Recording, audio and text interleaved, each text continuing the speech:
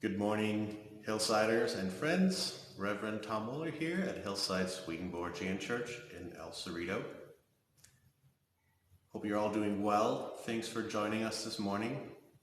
You're probably wondering why the hell is Pastor Tommy wearing a t-shirt that says Friend of the Devil while doing the Sunday morning meditation service.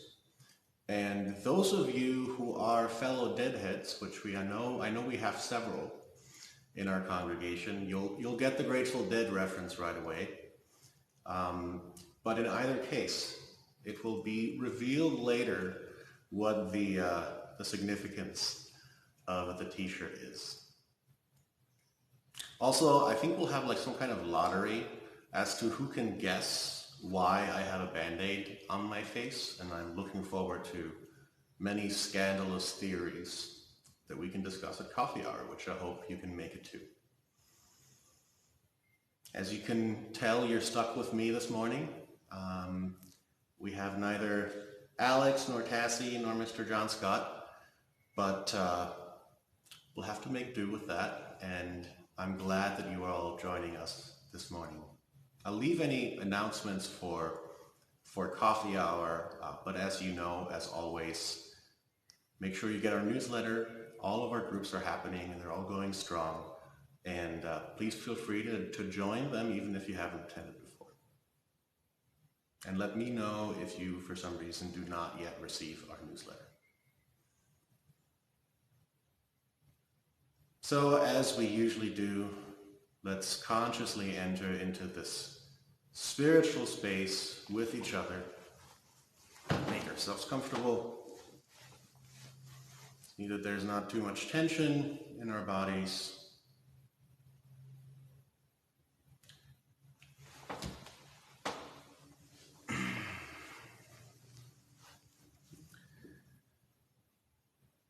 Let's pay attention to our body being as relaxed as possible. And let's see if we can apply the same thing to our mind.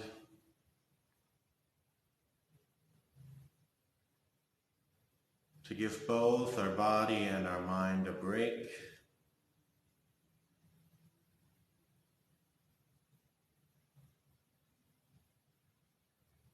And to be truly present with each other right here and right now.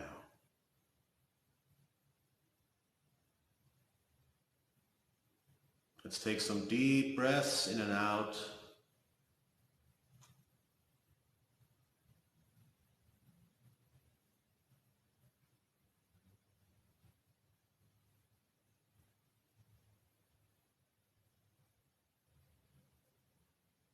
Let's observe what's going on inside of us, outside of us.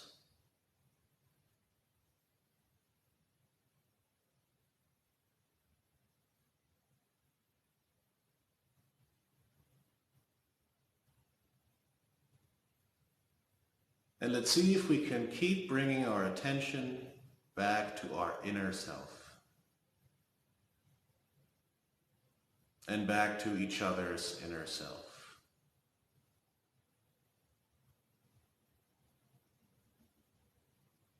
And that ultimate inner self that is the divine.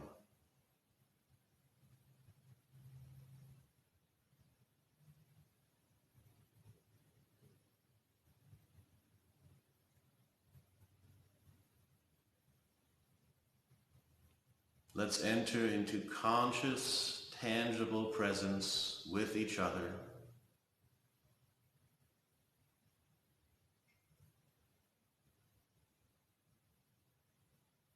Let's allow our angelic selves to embrace each other.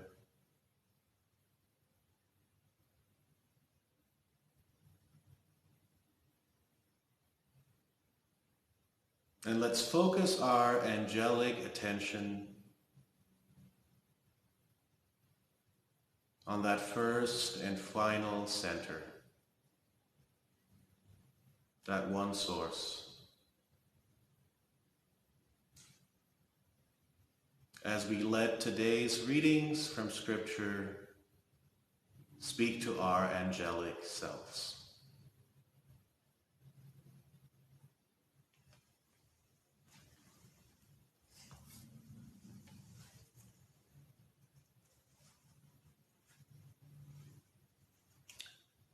Our first reading comes from Genesis, the OG stuff. Genesis 1, verses 1 through 12. In the beginning, God created the heavens and the earth. And the earth was chaos, and there was darkness over the abyss. And the Spirit of God hovered over the waters. And God said, "Let there be light." And there was light. And God saw that the light was good. And God separated the light from the darkness. And God called the light day, and the darkness he called night. And God said, "Let there be a dome in the midst of the waters, to separate waters from waters." And it was so. God made the dome, and it separated the waters below it and the waters above it. And God saw that it was good. And God called the dome sky. And God said, "Let the waters below the sky gather into one place, and let the dry land appear." And it was so. And God called the dry land earth, and the gathered waters he called sea. And God saw that it was good. And God said, "Let the earth sprout with green things, and every kind of tree that bears fruits with seeds in it." And it was so. The earth became green with plants, with every kind of fruit tree. And God saw that it was good. And God said, "Let there be lights in the dome of the sky to separate the day from the night, and let them shine on the earth and mark the set times and the days and years." And it was so. God made the two great lights, the greater one to rule the day and the lesser one to rule the night, and also the stars. And God set them in the dome of the sky to shine on the earth, and to rule the day and the night, and to separate the light from the darkness. And God saw that it was good.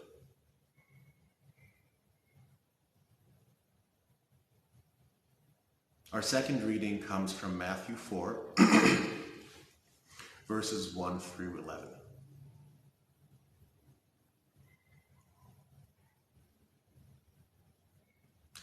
Then Jesus was led by the Spirit into the wilderness to be tempted by the devil. After fasting 40 days and 40 nights, he was hungry. The tempter came to him and said, "If you are the Son of God, tell these stones to become bread." Jesus said, "It is written, 'Man shall not live on bread alone, but on every word that comes from the mouth of God.'" Then the devil took him to the holy city and had him stand on the highest point of the temple. "If you are the Son of God," he said, "throw yourself down, for it is written, 'He will command his angels concerning you, and they will lift you up in their hands, so that you will not strike your foot against a stone.'" Jesus answered him, "It is also written, 'Do not put the Lord your God to the test.'" Again, the devil took him on a very high mountain and showed him all the kingdoms of the world and their splendor. "All this I will give you," he said, "if you will bow down and worship me." Jesus said to him, "Away from me, Satan, for it is written, 'Worship the Lord your God and serve him only.'" Then the devil left him, and angels came and attended him.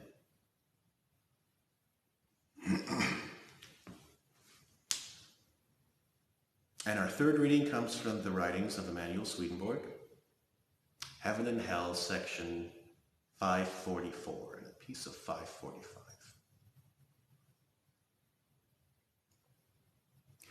People in the world still believe that there is a devil who rules the hells, and that he was created as an angel of light but was cast into hell with his gang after he led a rebellion. The reason for this belief is that the word talks about the devil and Satan and about Lucifer, and in these cases the word is understood literally. However, in these passages, the devil and Satan mean hell. The devil means the rear side of hell, where the worst people are, the people called evil demons. And Satan means the hell that is toward the front, where the less malevolent people live, the people called evil spirits. Lucifer means the people who are from Babylon, meaning the ones who extend their control all the way into heaven. We can also see that there is no devil to whom the hells are subject from the fact that all the people who are in the hells, like all people in the heavens, are from the human race. That there are millions there from the beginning of creation to the present day, and that everyone there is the kind of devil he or she became in opposition to the divine while in the world. Some people cherish the notion that God turns his face away from people, spurns them, and casts them into hell, and is angry against them because of their evil. Some people go even so far as to think that God punishes people and does them harm. They support this notion from the literal meaning of the word, where things like this are said, not realizing that the spiritual meaning of the word, which makes sense of the letter, is wholly different. So the real teaching, which is from the spiritual meaning of the word, teaches something else. It teaches that the Lord never turns his face away from anyone or spurns anyone, never casts anyone into hell or is angry.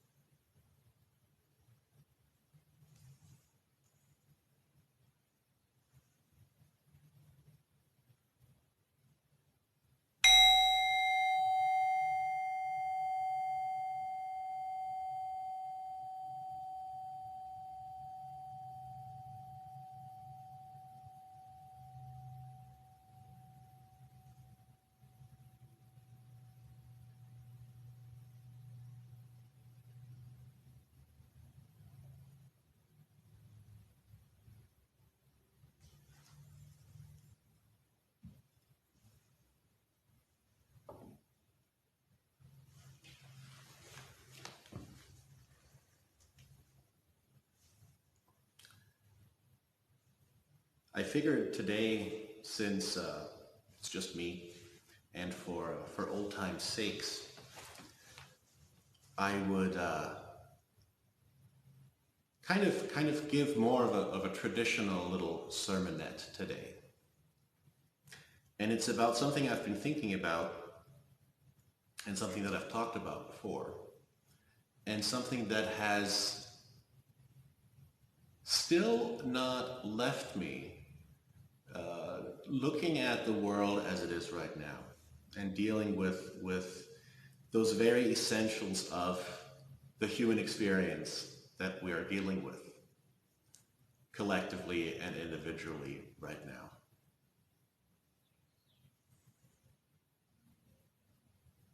I was thinking about, I was watching the news, and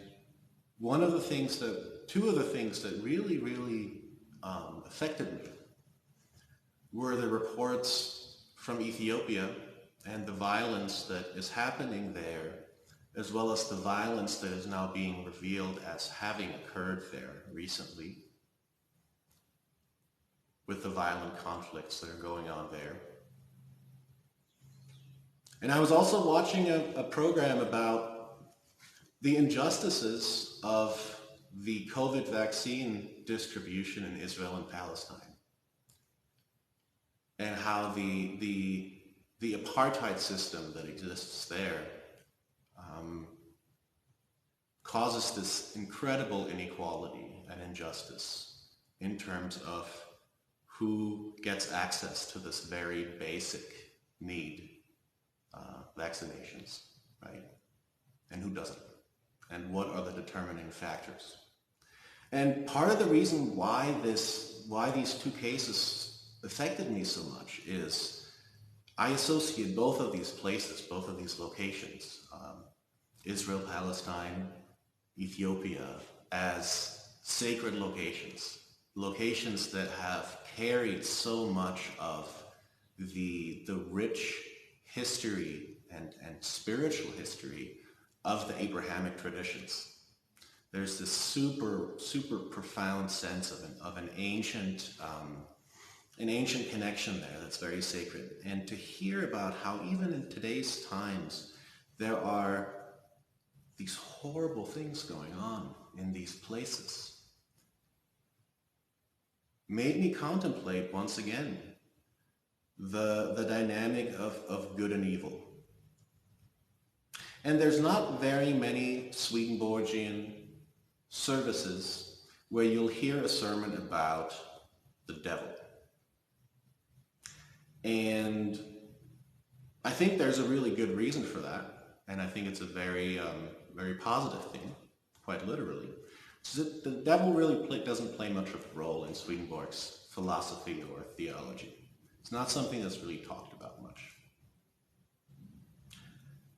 Swedenborg, I think, has a quite positive, life-embracing theology. And as you heard in the reading from Swedenborg today, he didn't believe that there was an entity such as the devil. So when he uses the term, he's referring to collective hellish communities.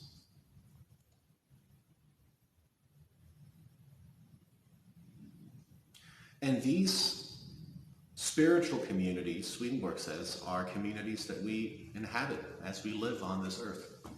That we are constantly in spiritual community with countless others based on our inner loves. And while Swedenborg has sometimes a romanticized, sometimes perhaps overly positive view of life and of death and of divinity, he very much does embrace and engage the negative aspects of the human experience. After all, his bestseller is not called Heaven, but Heaven and Hell. But one thing to note that's incredibly important and different from a lot of other traditions is that heaven and hell are not places of reward or of punishment. They are states we freely choose to pursue and they are states which are truly pleasurable for us. Swedenborg is a strictly Unitarian theologian. Basically, this idea that the oneness of God is emphasized when speaking of the nature of the divine. So he rejects the idea of tripersonalism, right, that there's God in three persons, which is a very common understanding in traditional Christianity. And in a lot of traditional manifestations of the Abrahamic traditions, there's, whenever we talk about the ideas of good and the ideas of evil, there's a strong tendency towards a dualism, right? This kind of idea that there's God and there's the devil, and these are kind of the polar forces which are constantly trying to sort of win over our souls. And very often the power of darkness is presented as an equal force. And there's even implications that on this earthly realm, it is primarily darkness that reigns. There's this whole idea of the world as being inherently bad, which of course is another idea that Swedenborg strongly rejects, such as the idea of original sin. The idea that we are somehow doomed to sin and darkness and that we need some kind of sacrifice or payment in order to make us worthy of heaven. These ideas, Swedenborg implies, seem to say or seem to imply in times that Satan basically has the upper hand, right? That there is indeed a straight and narrow path to heaven that is somehow exceptional.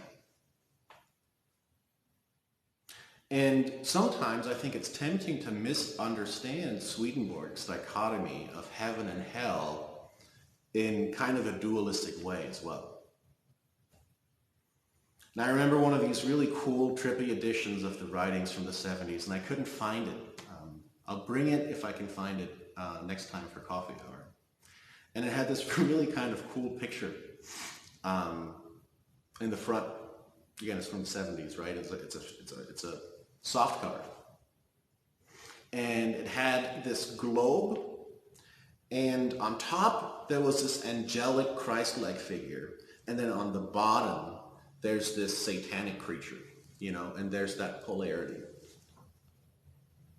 And it was a pretty cool picture. It was really cool art, but I think it really misrepresented a core element of what's really important about Swedenborg's view of heaven and hell.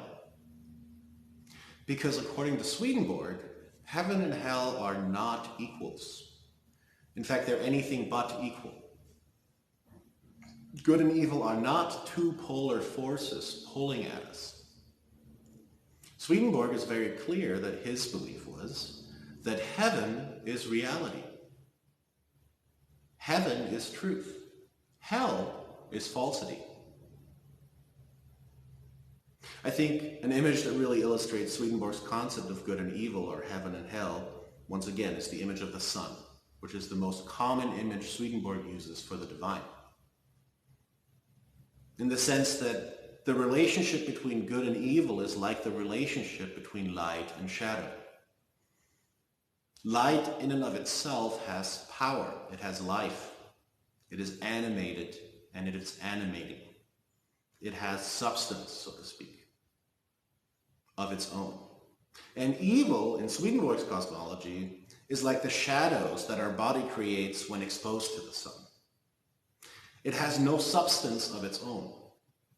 It is a distortion created by something blocking the free flow of light that flows indiscriminately. In short, good is truth, evil is falsity. Hell is characterized by distortion and delusion. Heaven is characterized by truth. Swedenborg goes so far as to say that God is the only thing which truly lies at the center of everything. Absolutely nothing else including the hells, especially the hells, have life of themselves. So why are we bothering, and why is Swedenborg bothering with this whole hell image anyways, right? Why can't we just stick with the sort of core Swedenborgian principle, which is God is love and truth, and if you embrace that love and truth, you're good, no matter what religion, no matter what tradition, no matter what context. And that is the core teaching, I believe, of Swedenborgian spirituality. That is really it. So why do we need to focus on this hell part? What would be wrong with a book that's just called Heaven? You know, why this whole heaven and hell stuff? And I personally think that I would be missing out. We would be missing out if it did. Because I feel what characterizes our human experience is the experience of both light and darkness. And I think all of us can attest to that. Evil might not be substantive, right, on an abstract sense. It might only be a distortion of this divine reality, which is ultimately good and loving.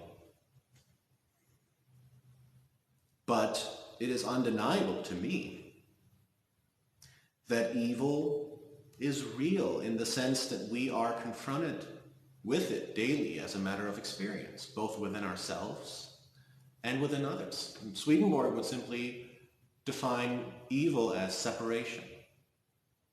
You know, what distinguishes the divine is union. What distinguishes the hells, the ego, is disunion. All of our lives, I think, in my experience, are characterized by an interplay of light and darkness. They mark and set times, days and years, is what we just read in Genesis. Without the presence of darkness, at least as a concept, even if it's an illusion, it's difficult to move towards and embrace and reflect the light. And this, another thing that Swedenborg is very clear on, does not mean that God causes darkness or pain or sadness, or that he somehow uses them to test us. They simply come with the package of the ego, the proprium. The notion of ourselves as separate entities, subject to suffering, subject to death.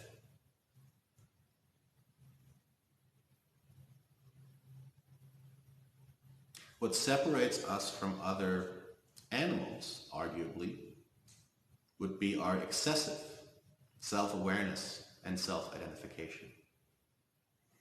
This whole idea of wrong, right, good, bad, as transcendent realities.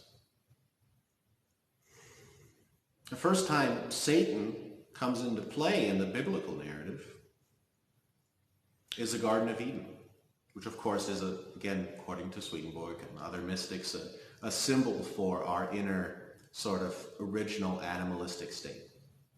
And Adam and Eve are just hanging out, probably having an awesome time. And this random lizard creature appears. It was not a snake, remember, it's not a snake, because before it was cursed, it still had arms and legs. So for some reason, they are approached by a lizard person that somehow speaks English or Hebrew or whichever language it was, and tells them to eat of the tree of the knowledge of good and evil.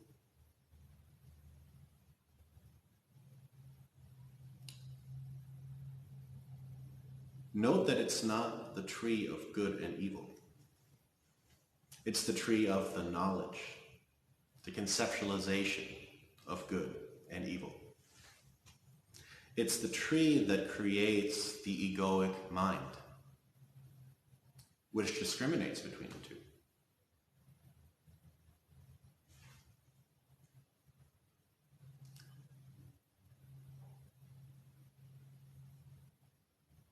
And metaphorically speaking, mythologically speaking, Swedenborg and others would say that is the point where the human struggle begins. It's not only something that comes with the package of being human, it's what makes us human. And once again, enables us to consciously seek out that light amid the perception of darkness, with the ultimate aim of transcending both.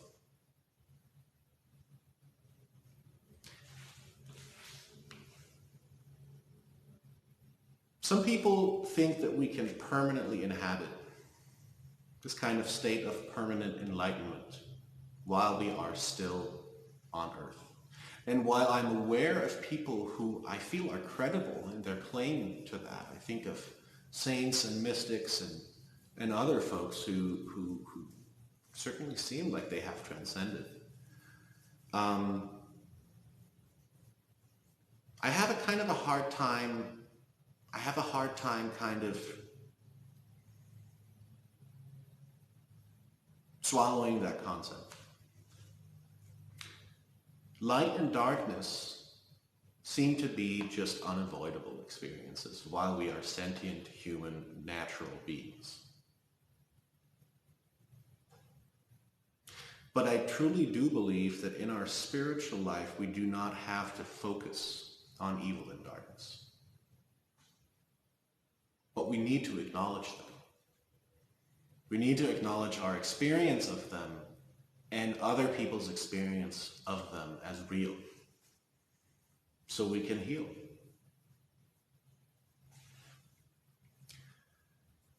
Want to leave you guys with is the idea that it's very easy for us to demonize. It's very easy for us to project. It's very easy for us to attribute our own faults onto others. But essentially, Swedenborg suggests that we are all essentially programmed for and meant for a heavenly existence. And it's not that it's a straight and narrow path. You would say that's again one of those appearances of the external sense of Scripture. It's that the conditions of earthly life can be incredibly deceptive. And I invite all of us to observe the next time we call something evil in ourselves, in others, in world events. And rather than responding with condemnation or shame, let's see if we can take that angelic perspective. Let's see if we can look beneath the face, the appearance, useful appearance sometimes, of evil and hate, and see the face of hurt. See the face of a quest for light in darkness, a desperate need for light. Let's consider that if we buy into Swedenborg, God doesn't care about evil. God doesn't see evil. God doesn't judge evil. God does not condemn evil. Evil is something we have to deal with as we try to transcend it. And what if we radically shifted our perspective, even if it's just a subconscious one, and stopped seeing evil as an entity or a force that somehow has power in and of itself, and started looking at it, like Swedenborg, as a distortion, as distorted or adulterated light. And then we might realize that we cannot fight shadow with shadow, neither within ourselves nor with others. And I know that for me that's going to be a lifelong struggle, but a fight worth fighting. And I'll end my little sermonette with one of my favorite quotes from the Old Swede, which I think is something to always settle back into. God shows mercy to everyone loves everyone, and wants to make everyone happy forever. Amen. You know, I was thinking about today and making my notes and stuff, and I noticed that I kept getting really pissed at this dog that was barking. Not really at the dog necessarily, but the dog seemed upset. Not like he's in physical pain, but you know how dogs like kind of freak out and they whine when they're like sad or scared. And it just kept going, and I started getting so frustrated as I'm thinking these thoughts about the devil. And I remembered something that occurs in so many different cultural traditions. And it's the story of the barking dog, and there's so many different iterations of it. But one common one is what you see in those stories, and Swedenborg has experiences of dogs, is when engaging the question of evil, when engaging the question of the devil. There's all of these metaphors of people encountering a barking dog and struggling with how to interact with that dog. You know, you might want to hit it with a club or shoot it in the face or run away from it. And then how the narrative usually goes is the person ends up petting the dog instead. And the dog ends up being really sweet.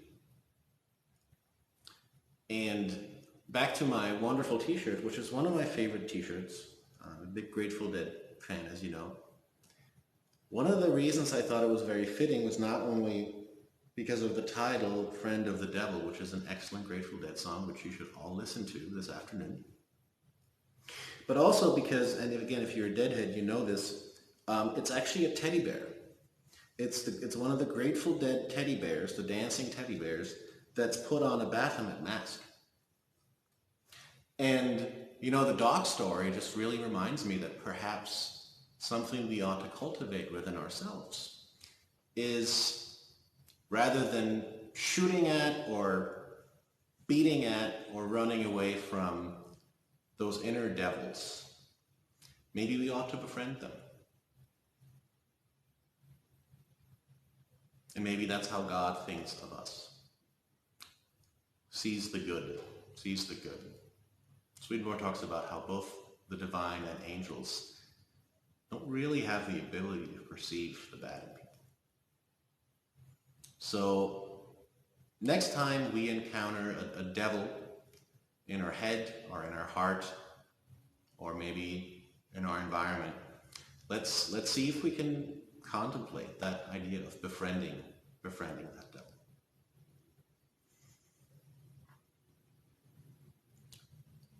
Before we merge into coffee hour, where I hope we'll have some more devilish conversations, let's enter into a prayerful time again together.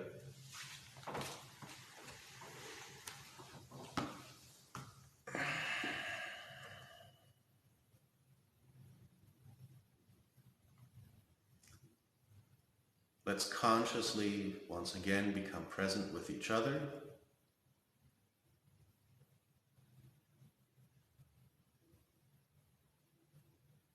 And with God, the divine source of everything there is.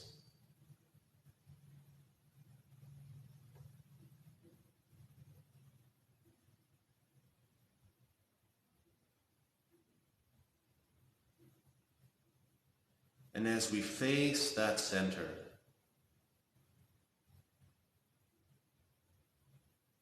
we ask that all beings be blessed, that all beings may experience love and warmth and light.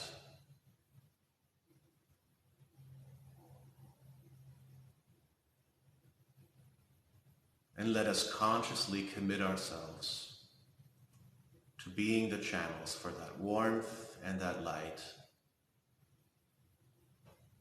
wherever and whenever we can.